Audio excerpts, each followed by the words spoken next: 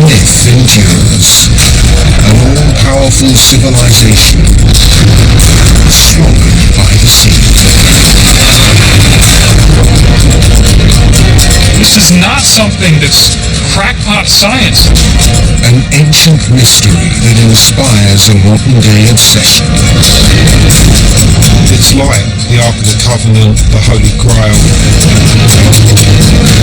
An expedition searches for its remains. There's nothing around here. And a journey back through time investigates the origins of a legend. This is the birth of an island.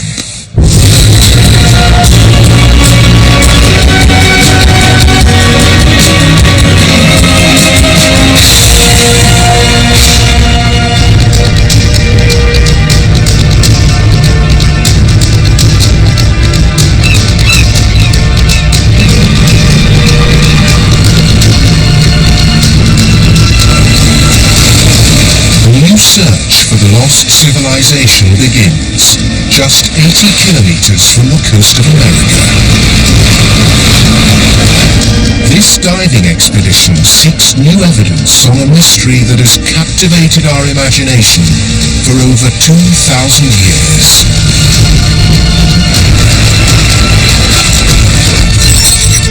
Here in the Bahamas, just 800 meters off the coast of North Bimini, a puzzling structure lies under the surface of the Atlantic Ocean.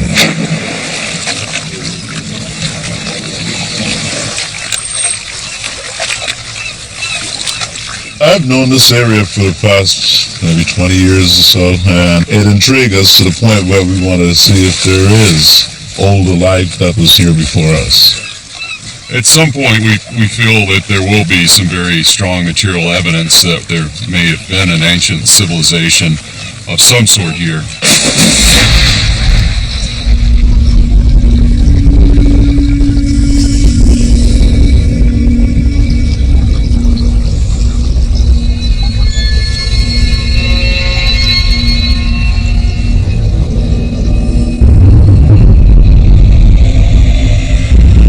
This is the Bimini Road, sometimes called the Bimini Wall.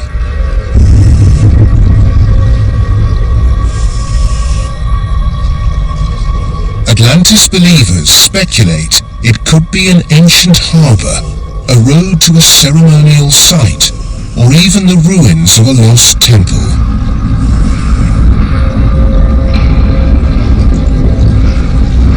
The rectangular slabs form a J-shaped pathway that runs for over half a kilometer.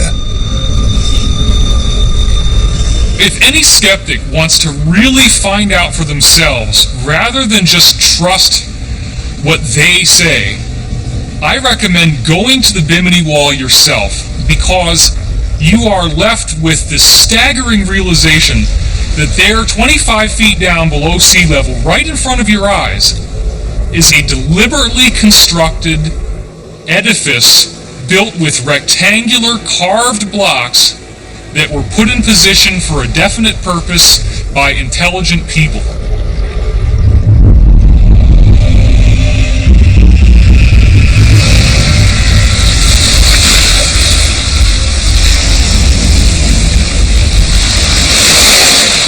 Our fixation with this ancient legend shows no sign of disappearing. Atlantis is everywhere, in films, books, and computer games.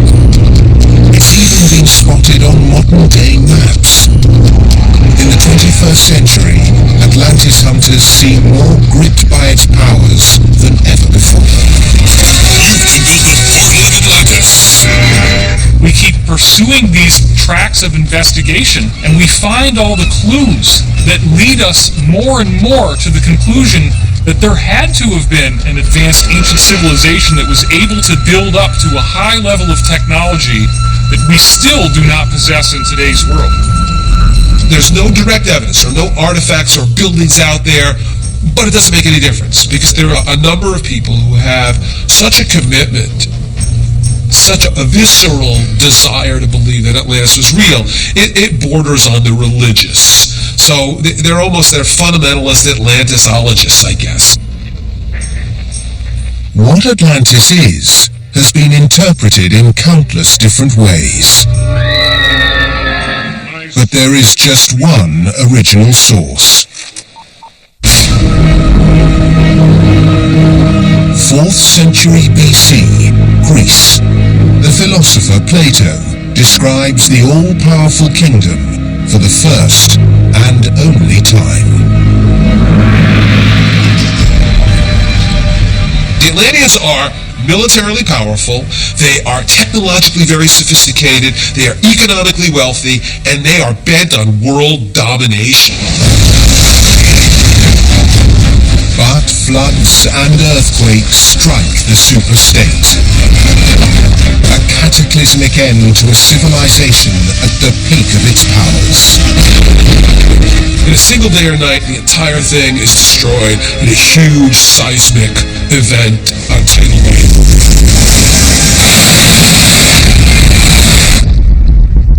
It's gone.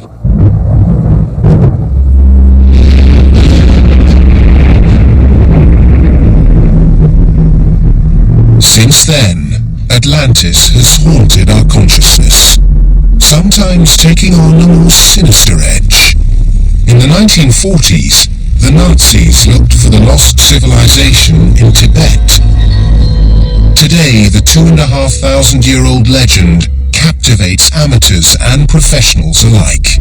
It's not going to be the scholars who are actually going to discover Atlantis, it's going to be one of us.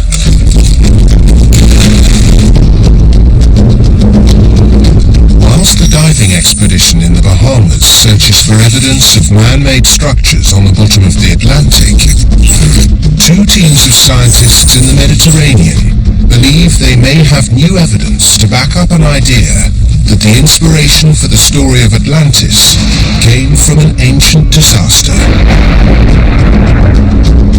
Three radical ideas, united by a modern-day obsession.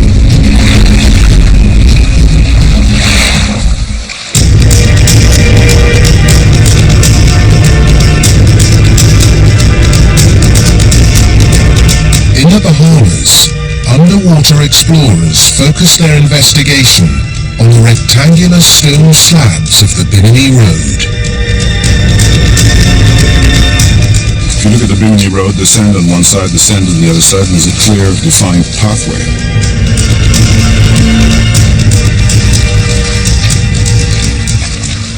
The Bimini Road has inspired fascination since the 1960s.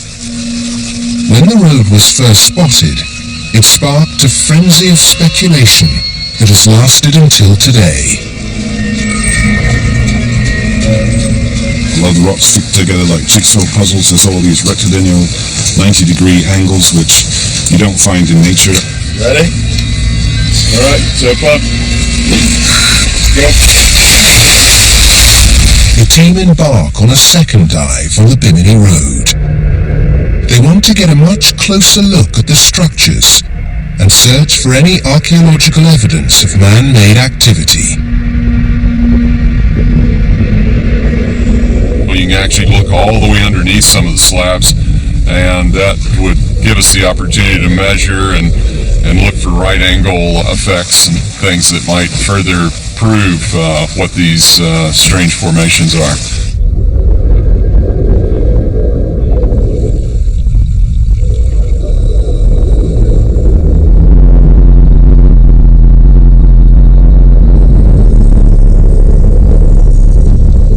Conditions are near perfect. The team are able to examine what actually lies beneath this fascinating structure.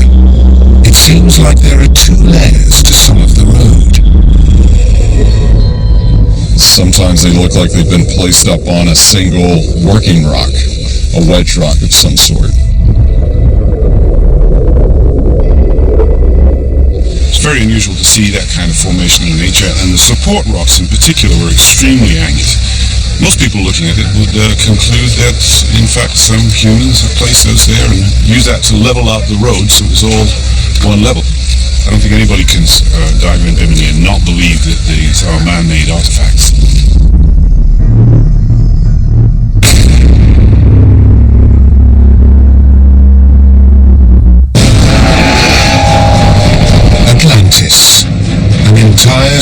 civilization sunk by the sea.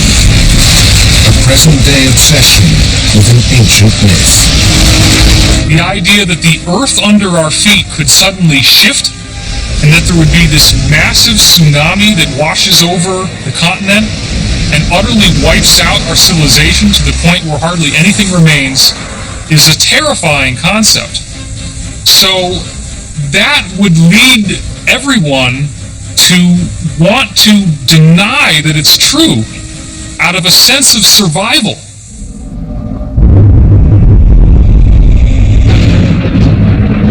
Even today, we battle against cataclysmic floods.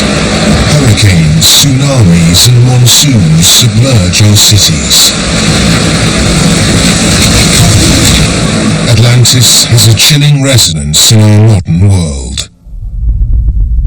But could a catastrophic flood in ancient times have drowned a real Atlantis?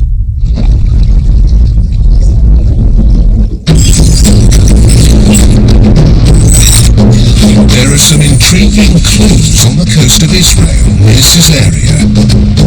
It's here that marine geoarchaeologist Beverly Goodman has been drawn into the Atlantis web. It's the idea that you have a civilization underwater is it's mythology. It's a legend, and certainly, I think what we're finding is that most legends, myths, while they are legends and myths, they have some sort of rooted base in some kind of truth. Beverly's quest takes her into the deep. She collects coarse samples from the seabed. These provide her with a unique window into the past. We do have preservation of tsunami deposits underwater. And amongst these events that I've seen off the coast of Israel includes an event that's 3,500 years old.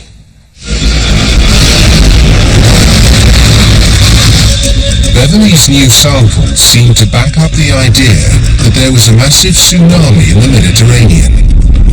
They roughly date this catastrophe to a volcanic eruption on the Greek island of Thera, sometimes known as Santorini. These cores are being collected 600 miles away from the explosion.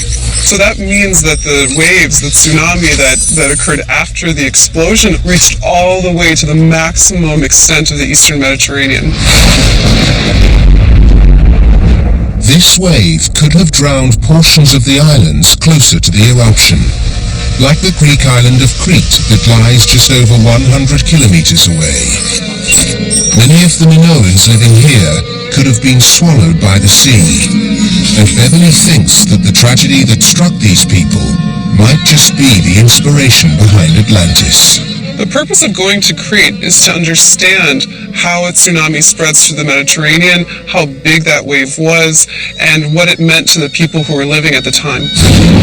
Beverly's not the only one that can see echoes of what happened on Crete in Plato's story of Atlantis. Archaeologist Sandy McGillivray has been studying the civilization that flourished here 4,000 years ago, the Minoans. Like the Atlanteans, they were a super advanced society that built incredible palaces ahead of their time. But until recently, there was little evidence to suggest that some of this civilization could have been drowned by a tsunami. We had taken so many samples through the site, we found that they were jumbled deposits of mixed architecture and broken pottery and bone, and we just simply couldn't figure them out.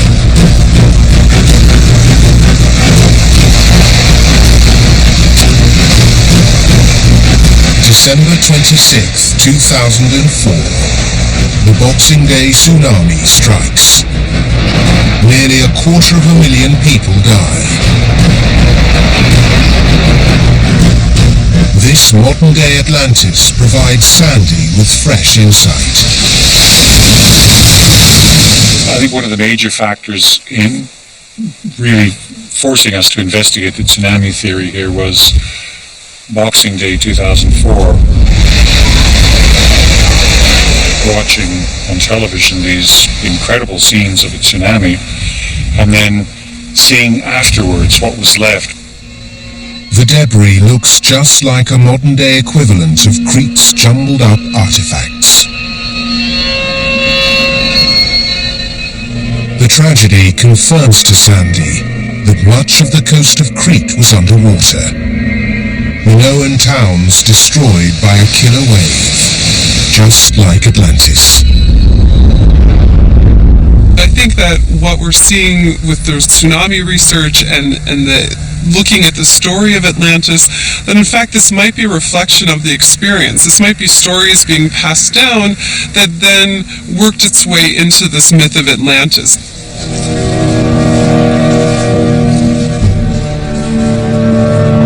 Beverly visits a wave tank in England. She wants to get a much clearer idea of the level of devastation that hit Minoan Crete. Fix it firm, then we can throw some waves at it. Recent studies suggest that the wave she believes struck Crete would have been over 6 meters high. When this scaled-down wave hits the model, Beverly will know if this tsunami could have wiped out the coastal Minoan towns or not.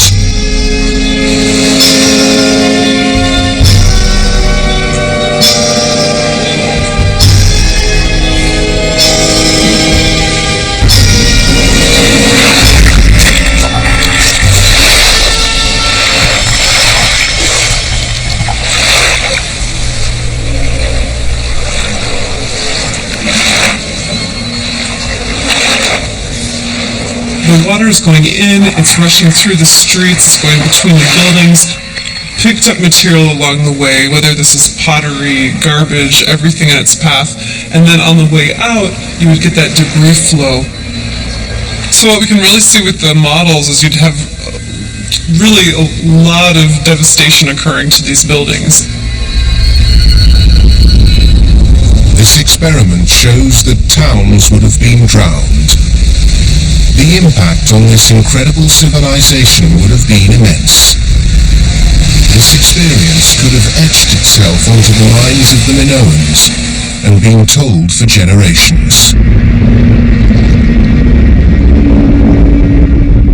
I really feel like I have a sense of how large this event was, that these pieces of evidence that we have all the way in the Eastern Mediterranean and what we see in northern Crete is showing that the wave was catastrophic, it was enormous, and that it really had a major impact on the civilization that then worked its way into this myth of Atlantis.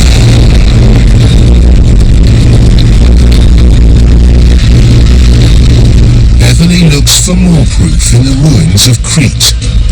If the Minoans did inspire the story of Atlantis, there should be more similarities between their civilization and Plato's description of the lost society. So this is Knossos, this is the heart of Minoan civilization. And this building is at the heart of Knossos. It's what we call a palace. And around it is this huge town.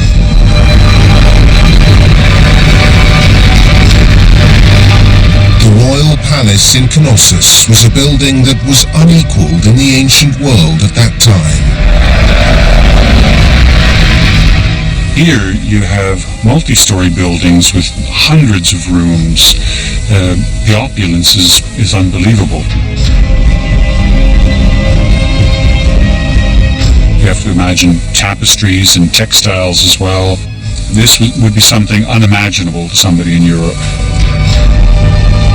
It's another clue. According to Plato, the architects and engineers of Atlantis built a city that was full of incredible architecture and awe-inspiring palaces.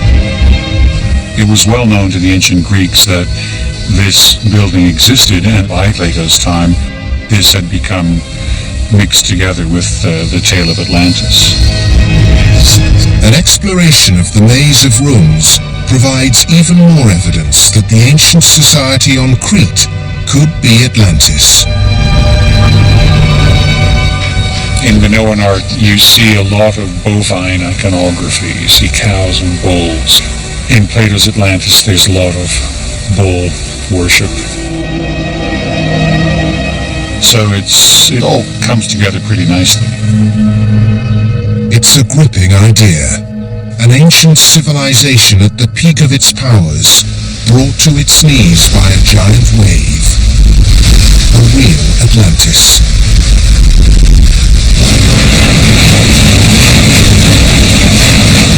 New theories on where Atlantis might be constantly emerge. But there has never been any hard evidence. If you were to ask me right now, Fader, how many artifacts have been found across the globe that can't be explained, has to be a source like Atlantis, and I will tell you my honest answer is zero. Nothing. Despite the lack of any real proof, the allure of Atlantis is still too strong for some. It involves a treasure hunt. If the legends are true, then there could be marvels beyond imagination awaiting you when you get there.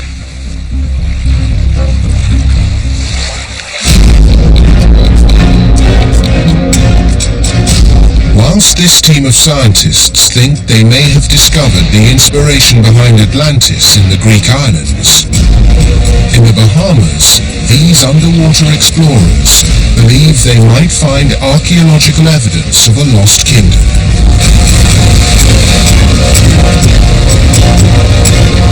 It's filled with adventure, this area. We're 60 miles from the mainland of the U.S., and constantly there's new finds, literally in the middle of nowhere.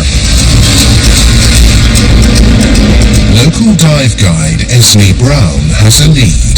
Shifting sands have revealed some slabs, roughly 6 kilometers south of Bimini. They appear to be man-made. When we hear of something that's rectangular in shape, found half a mile or a mile from shore, just laying on the bottom, it's always worthy of investigation.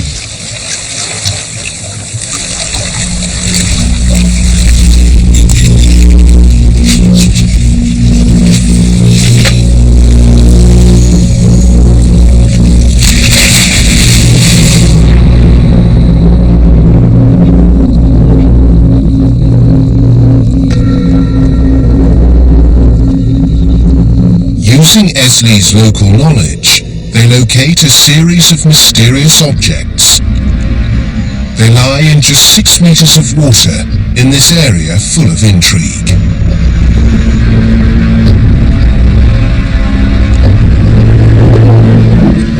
Slabs that are 4 to 6 feet long and perhaps a couple of feet wide, and maybe as thick as half a foot.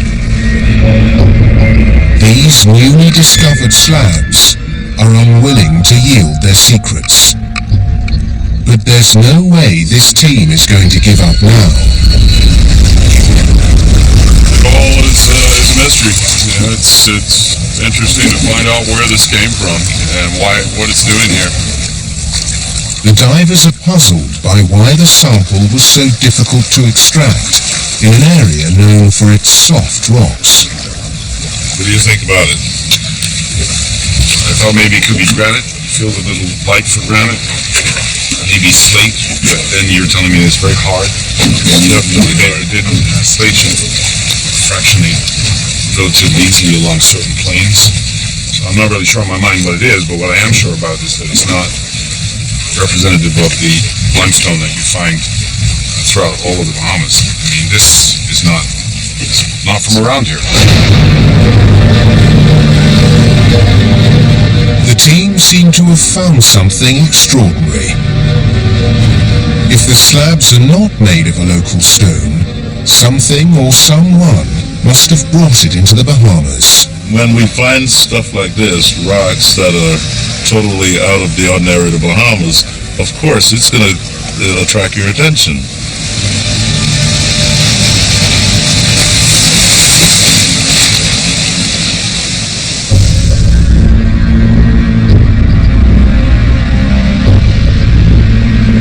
In Miami, underwater archaeologist John Gifford analyzes the recent finds in Bimini. But his initial assessment creates more questions than answers. It was immediately apparent looking at the video footage that there were visible in the footage that I saw, two sub-rectangular blocks of stone that were not characteristic of anything in the Bahamas that I'd ever seen. They looked artificial. The entire Bahama Bank is nothing but a giant mound of limestone. There is no stone like that stone that is natural to the Bahamas. The slabs that this expedition found are another piece of evidence to me which suggests that there was a lot of human activity going on here a very long time ago.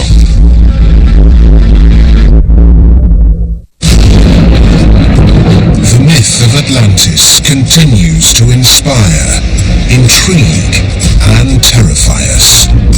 There are certainly times when I flip on the cable where, if it weren't for Psychic Kittens, Hitler, and Atlantis, they'd have nothing to do shows on because they're all on one of those topics. There are no eyewitness reports, no ruins, and just one ancient account. But Atlantis proves to be one of history's most enduring mysteries.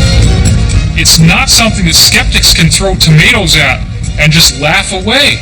You can go and find the proof for yourself, and so this investigation is actively gaining steam as new discoveries come to light. New evidence suggests that the Atlantis story could have been inspired by a real ancient civilization destroyed by a real natural disaster. Right on Plato's doorstep in the Mediterranean Sea. On the Greek island of Crete, much of Minoan civilization was drowned by a tsunami. But the source of this wave was a violent eruption just over 100 kilometers away. Just over 200 kilometers off the coast of Greece lies the island of Thera, otherwise known as Santorini.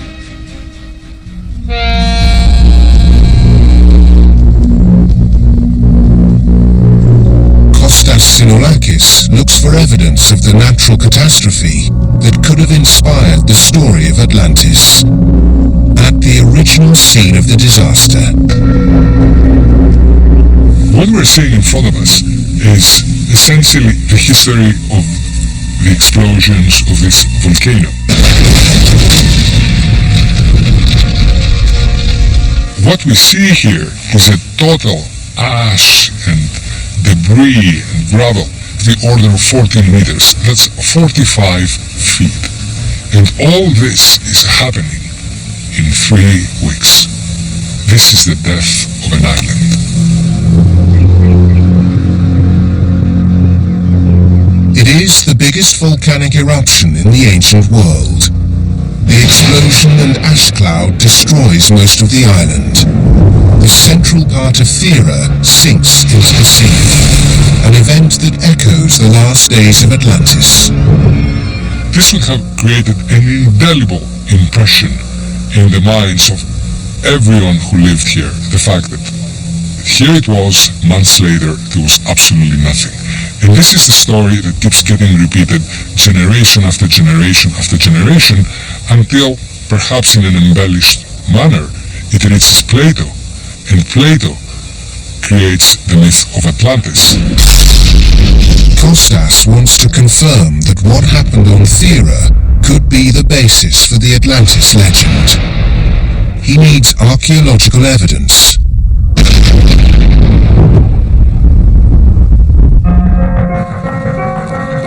(1967).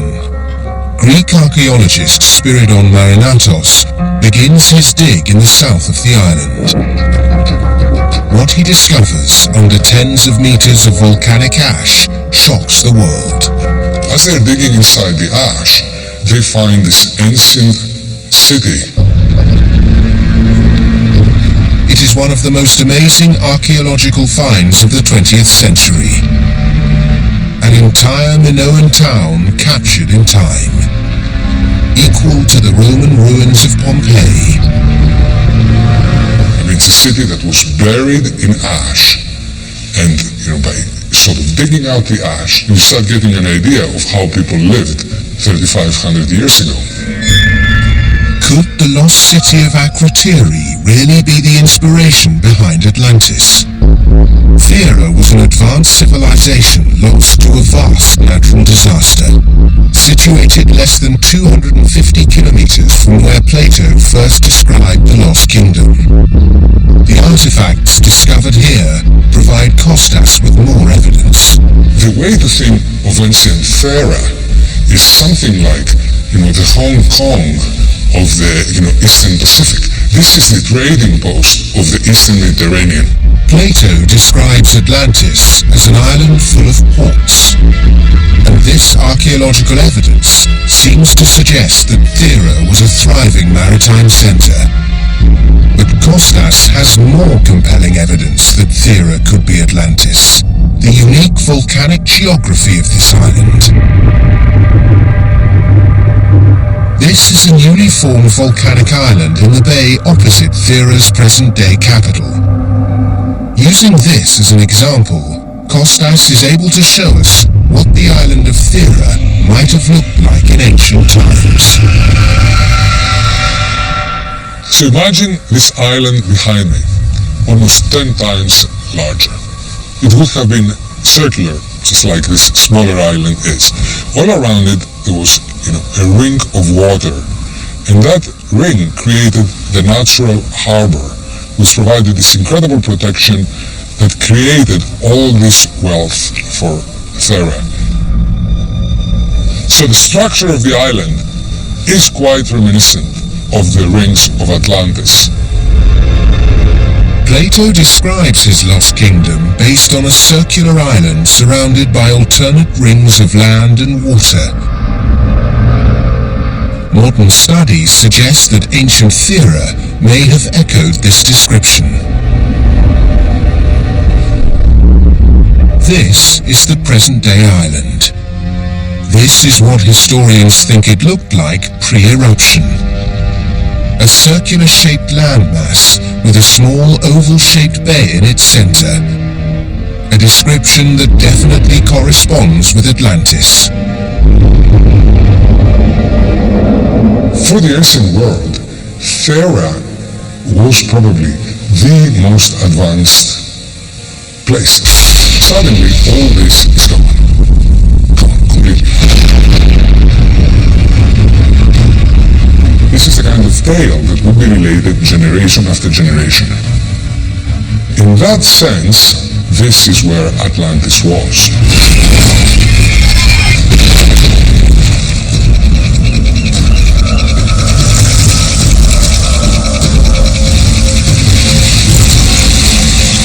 Atlantis hunters scour the globe, desperate for clues. The idea that an ancient civilization could have existed is not speculation. It's rooted in archaeological fact that you can go and put your hands on and witness it for yourself. From Africa to South America, the Bahamas to the Mediterranean, the search for clues to where and what the lost civilization was leaves no stone unturned. I think the Atlantis myth is it's the myth that just keeps on giving, it just never goes away. There's no hard evidence, one ancient account, and very little to go on.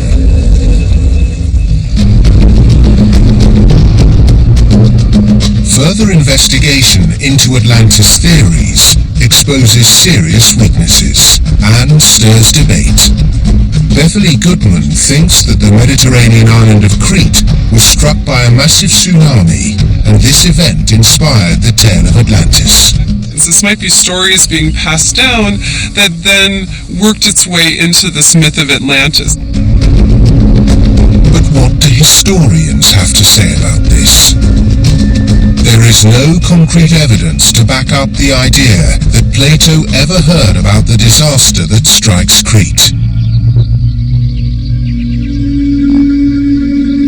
As a scientist, you say, that's a wonderful and excellent hypothesis. But that's all it is. It's an unproven hypothesis. There are some very obvious differences between Crete and Atlantis. Crete was not a round island as Plato described. And there's another major problem. Atlantis is described in Plato's narrative as disappearing, as it's a large continent sized mass that disappears in a single day and night. And there's no evidence that Crete has ever disappeared. It's so far removed in so many of the specifics that I personally am very skeptical that there's anything that specific that served as his inspiration. Just over 100 kilometers away, Kostas Sinolakis thinks the island of Thera is the real inspiration for Atlantis. The central part of this island disappears into the sea during a massive eruption, a cataclysmic event that could have inspired the story. But what about the other parts of the myth?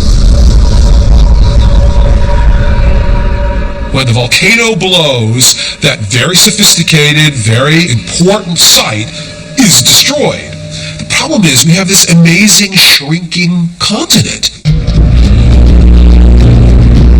Plato describes Atlantis as a continent-sized civilization, larger than what he calls Libya and Asia. Thera is just under 13 kilometers wide, and both of the Mediterranean theories have a serious problem with dates. Plato describes Atlantis sinking around 9,000 years before his own time, but the disasters that strike Thera and Crete are thought to have struck roughly 1,000 years before he wrote his story. Plato's own account is that this island was many thousands of years old. This is ancient history he's talking about. You look at the whole picture, when you put the puzzle together, none of the pieces fit enough so that we can say, yep, absolutely, that was the thing that inspired Plato. The Mediterranean theories don't stand up to scrutiny, but new evidence from a recent diving expedition might offer fresh insight into the 2,500-year-old myth. The team have discovered 2 slabs near the island of Bimini.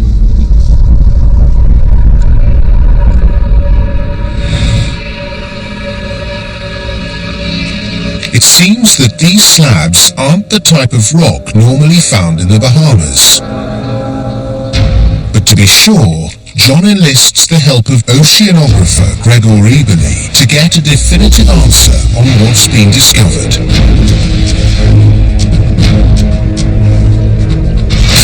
From the underwater video, it looks like this came off of a piece of rock that had been shaped already into something to be about 3 or 4 feet long and 2 feet wide. So this is a corner or an edge, and the outside it was exposed to the ocean. If you take the hand lens and look at it, and I always lick the rock to see that a little bit better. Right. There is quartz, and then there are dark minerals. That's not the kind of minerals you find in rocks In the Bahamas, no, not at all.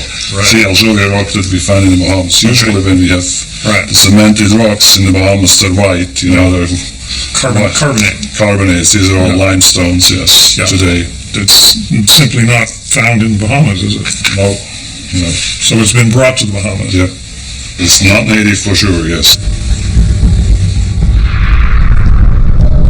It seems the slabs have been transported into the Bimini area, but no one knows how they got there. The mystery deepens.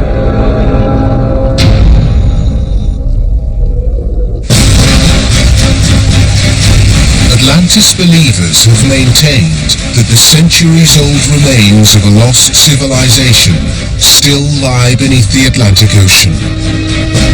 Modern searches concentrate on the infamous Bimini Road.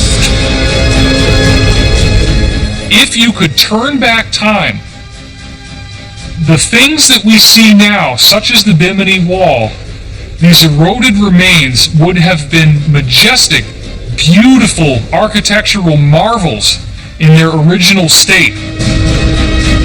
This team of divers have been exploring the idea that the slabs found here are a man-made pattern. Once you get in the water, it brings it all into perspective, and it greatly enhances your trust in the idea that it may indeed be a port wall or a road type pattern.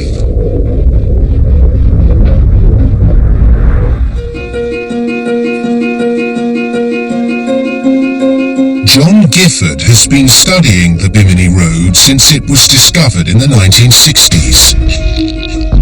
I do remember fairly vividly that as a brand new graduate student, first dove on the Bimini Wall, and I said, whoa, this is artificial. It's Atlantis. I'm going to be famous. But John has managed to escape the allure of the myth. 6 months later, I had to tell my parents, no, it's not Atlantis. It's a natural geological formation. People invariably say, but nature doesn't make things as regular as that. And then I have to say, well, actually, yes, it does happen. That's the way it is. Geologist Eugene Shin offers a scientific take on this site of Atlantis. The reality here is that this is beach rock that formed when sea level was lower, and sea level rose, and now it's completely submerged. It's quite possible that somebody looking at that and not understanding the way those rock types form, they might think, wow, that's got to be artificial, when in fact it's entirely natural. But how were these slabs formed naturally? Thousands of years ago, beach rock forms on the ancient shoreline of Bimini. The sea washes the sands above and below this rock away. The larger sheets break into rectangular blocks that convince many this is Atlantis. But simply looking at a similar formation in the Florida Keys can prove this is a geological, not a man-made structure. This is beach rock in Florida at the Dry Tortugas on the east side of Loggerhead Key. I've seen other places where you can see the same kind of features, but this sure looks like the Bimini Road to me. Having some skeptics essentially say to the believers like myself, prove it. I mean, gather more evidence, show us conclusively. I don't think that's a bad thing. And I think as we get more and more evidence, it'll be more and more clear that, in fact, these are man-made structures. The geologists conclude the Bimini Road is made of natural rock. But what if it was shifted by human hands to serve a purpose? This recent diving expedition was able to look underneath the Bimini Road. They think there may be evidence to suggest that the rocks have been stacked on top of one another. One of the interesting things you can see here is some of these stones are piled on top of other stones. And that's very common in the beach rock formation process. Storms will lift up slabs and dump them onto the next slab. It's not unusual to expect some stones on top of others. 6 kilometers away from Bimini, these mystery slabs have so far puzzled John and oceanographer Gregor Ebeli. But closer analysis of a layer of carbonate that has built up on the rock reveals all. There's a very thin white line around here. So I would say maybe 2 millimeters or so. Which would suggest that it's not been underwater for very long, no. So maybe 50 years. Okay. 100 maximum, but certainly not older, I would say. The rock sample is evidence of a civilization, but certainly not an ancient one. The reality of its origins seem a lot more mundane. It would make a great building stone if you were building something. Like down in Cat Key, just south of Bimini, where they started to do that some 50 years ago. Oh, really? Well, that's interesting. So this might, in fact, possibly be something that was lost off of the ship 50 to 100 years ago, but it's probably not part of Atlantis.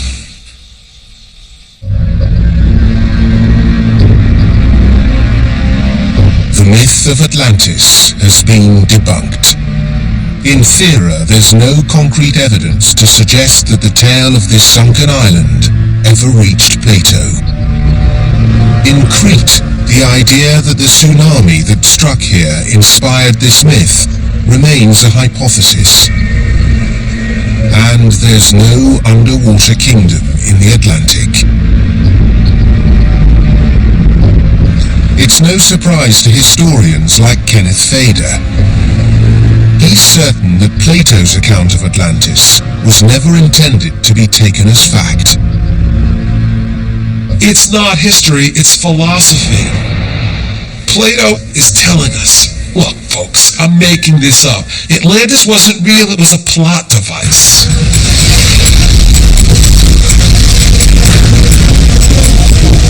Plato creates Atlantis for a reason. His story tells of a rich and powerful civilization destroyed by the gods for becoming greedy. It's a warning to his fellow Athenians. Plato is using the myth of Atlantis as an example of the corrupting power of wealth, and that, so in fact it's a morality tale. Many think that the lessons of Atlantis must be learned by our modern world. Atlantis was one name for an ancient civilization that went through a terrible catastrophe, and that we now have the opportunity to not repeat the same mistakes.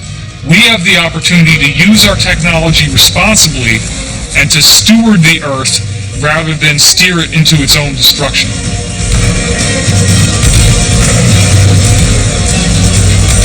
Plato's story seems as relevant today as when it was first written, and the ancient myth shows no sign of disappearing. Just yet. I mean, unless we dig up every square inch of the Earth's surface, drain the oceans, and then dig up every square inch of the submarine sediments and show, hey, it's not here, you're still going to end up probably then with people saying, well, maybe they developed rockets and they went into outer space. Brand new The Truth Behind explores the legend of King Arthur at the same time next week. After the break, we invest